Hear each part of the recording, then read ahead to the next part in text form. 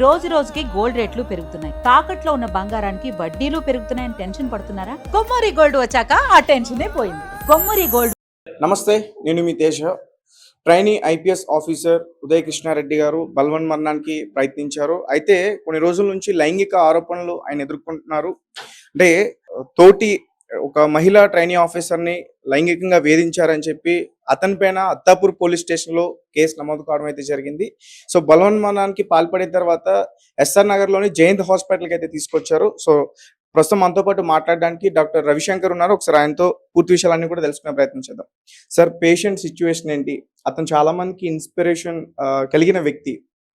So అలాంటి వ్యక్తి బలవన్మరణానికి పాల్పడ్డాడు, అలాగే లైంగిక ఆరోపణలు కూడా ఎదుర్కొంటున్నారు.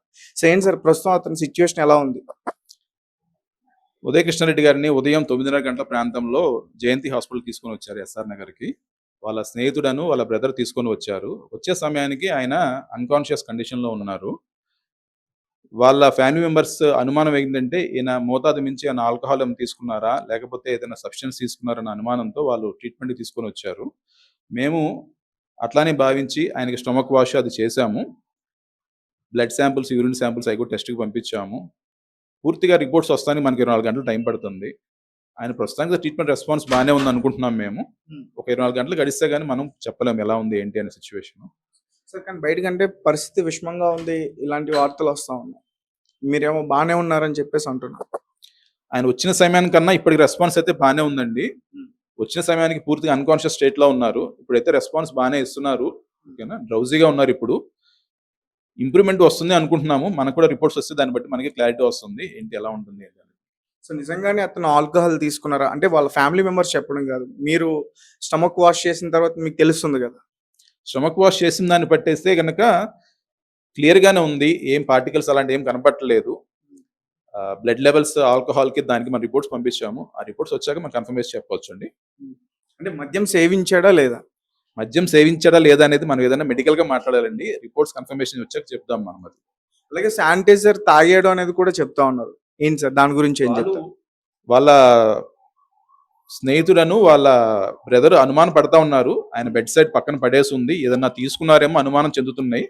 మనం ఆ టెస్ట్కి పంపించాము. ఆ రిపోర్ట్లు వస్తే మనకి క్లారిటీ వస్తుందండి ఆయన తీసుకున్నారు లేదని తెలుస్తానికి. ప్రస్తుతానికి అయితే ఆయన ట్రీట్మెంట్ రెస్పాన్స్ బాగానే ఉంది. We'll wait for 24 hours and update you again.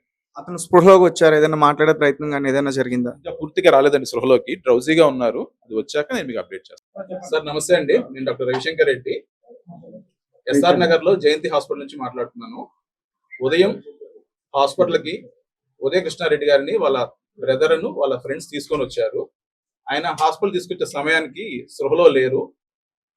మేము ఏదన్నా తెలియని సబ్స్టెన్స్ ఏదన్నా తీసుకొని ఉంటారో అనుమానంతో ఆయనకి మేము స్టమక్ వాష్ ఇచ్చాము.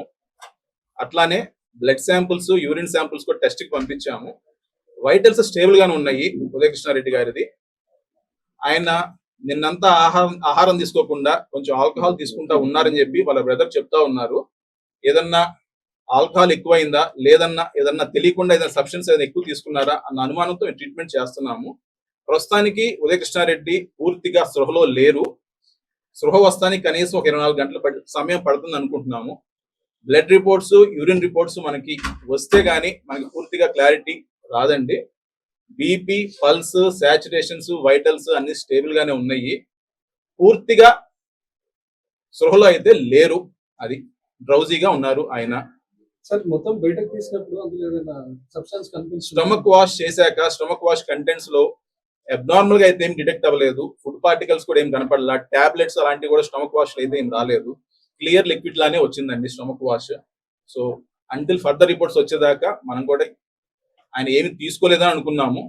పూర్తిగా కోలుకున్నా కానీ ఉదయ కృష్ణారెడ్డి కోలుకొని మాట్లాడితే కానీ మనకు తెలియదు ఏం జరిగింది అనేది. విల్ వెయిట్ ఫర్ హిమ్ అండి. సమయం ఉదయం సుమారు 9:30 ఆ సమయాన్ని తీసుకొని వచ్చారు. ఇంకా ఒక 24 గంటలు పట్టొచ్చు అనుకుంటున్నామండి పూర్తిగా స్పృహలో వస్తానికి. స్పృహలో వస్తే గానీ మనం కూడా క్లారిటీ చెప్పలేము. అసలు ఆయన తీసుకున్నారా తీసుకోలేదా మనమే ముందు అనుమానం పడతాం ఎందుకు. డ్రౌజీగా ఉన్నాడు మనిషి. పూర్తిగా అన్కాన్షియస్ గా ఉన్నాడు వచ్చిన సమయానికి. ట్రీట్మెంట్ కి రెస్పాండ్ అవుతా ఉన్నాడు. అన్కాన్షియస్ స్టేట్ నుంచి కొంచెం డ్రౌజీ స్టేట్ కి వచ్చారు ఆయన. వాళ్ళ ఫ్యామిలీ మెంబర్ వాళ్ళ బ్రదర్ చెప్పడం అయితే కనుక నిన్నంతా ఆహారం తీసుకోకుండా ఏదో ఒక ఉభావంగా ఉన్నాడు, కొంచెం ఆల్కహాల్ ఎక్కువ తీసుకుంటా ఉన్నారన్నారు. వీళ్ళు ఉదయం చూసినప్పుడు బెడ్ సైడ్ పక్కన ఆల్కహాల్ బాటిళ్లను ఏదో ఒక శానిటైజర్ బాటిల్ ఒకటి పక్కన ఉంది అన్నారు. వాళ్ళు అనుమానం చెంది ఏదైనా తీసుకున్నాడేమో అని వాళ్ళ ఫ్యామిలీ మెంబర్స్ భయపడి ఆయన్ని హాస్పిటల్ తీసుకొని వచ్చారు. మేము కూడా అట్లానే ట్రీట్మెంట్ చేస్తున్నాము. ఆయన రెస్పాండ్ అవుతున్నాడు అనిపిస్తుంది బాగానే. ఏదైనా పూర్తిగా స్పృహలోకి వచ్చాక కానీ మనకు క్లారిటీ రాదండి.